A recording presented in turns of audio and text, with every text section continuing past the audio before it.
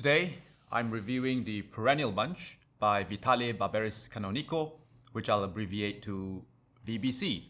It's a widely distributed cloth carried by many tailors, not just locally, but all around the world. This is it. Let's look at the specifications of the cloth. It weighs between 8.5 to 9 ounces, or 260 to 280 grams per meter. It is a pure merino wool with a surplus rating of 110. It is made in Italy by VBC. In terms of price bracket, it is definitely in the budget entry-level category. The Perennial is a general purpose, all-climate cloth for suits, jackets, and trousers. A standout feature of the bunch is the extremely good value for money. VBC says this is its global bestseller, and I see no reason not to believe them. It is in a weight class that makes it wearable in all climates. Layer it if you're in a colder place. The patterns are classic and very conservative. Add to that the fact that it's almost impossible to find a better price for a pure wool made in Italy product, and it becomes obvious why it has to sell well. Let's talk about the designs in the book.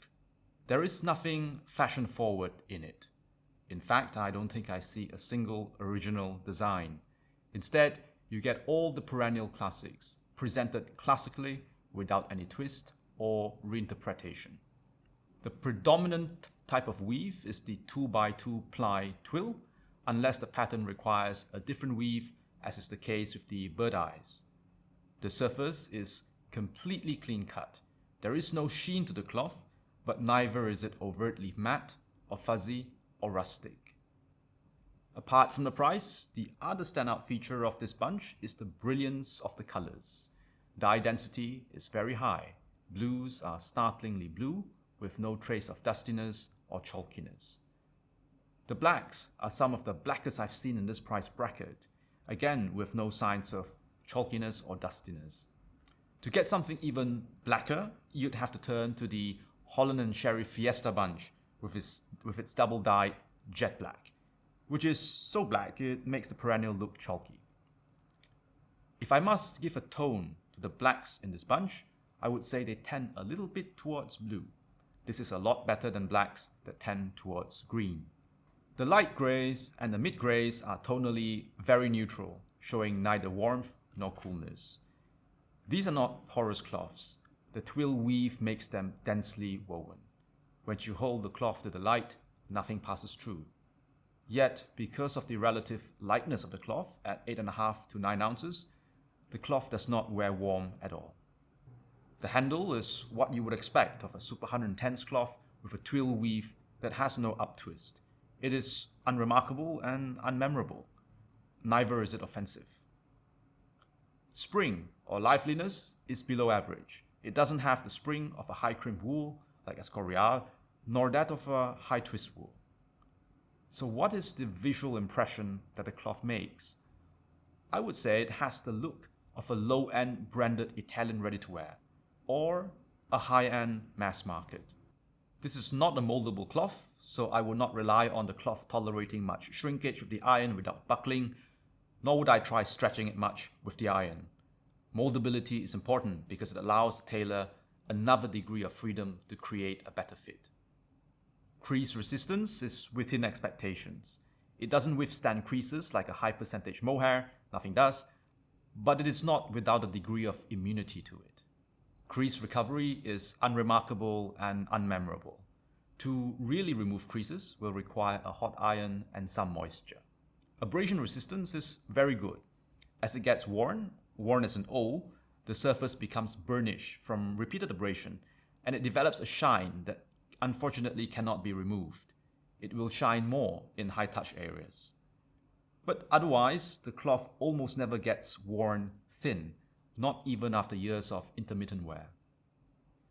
There is another point to durability. Due to repeated pressings with the iron, it loses what little liveliness it has as it gets older. The Perennial is a long-established offering in a segment that enjoys high demand, the super 100s to 120s, 8 to 9 ounce segment. Every cloth brand has an offering in this segment. So let's have a look at some of these alternatives. Holland and Sherry calls its representative in this segment the Perennial Classics. Unlike the bunch under review, the competitor from Holland and Sherry has a higher end appearance, while also a nominally 2x2 ply twill has greater strength. Officine Palladino has the Enzo and Mondo collections, which share very similar specs to the VBC Perennial, but the designs are original and fashion-forward. Stanhaven has the Park Lane Super 120s bunch, which is altogether stouter than the Perennial at 10 ounces. Within the VBC family itself, the Perennial has siblings. The Sunny Season bunch by VBC as well is the tropical version of the Perennial, featuring 1. Porous high-twist Panama weaves, 2. More breathable prunelles instead of twills, and 3. Breezy wool mohair blends. Prices are comparable. Let's look at one price bracket up from the Perennial. The Revenge, also by VBC, is a Super 150s. You can think of it as the Super 150s version of the Perennial. Handle is more luxurious and it looks higher end through an even smoother surface finish. What about one price bracket down from the Perennial? There are no options at a lower price bracket since the Perennial is the absolute entry-level pricing. Cloths any cheaper would have to come from China. Let me summarize. The Perennial is an absolute entry-level Italian-made cloth that gives a taste of the high end. Its pros are 1. It's very budget-friendly, 2. It's durable, and 3. It has brilliant colors. Its cons are that the raw wool used is unremarkable, resulting in mediocre handle and liveliness. So that's it for this time. I'll see you in the next one.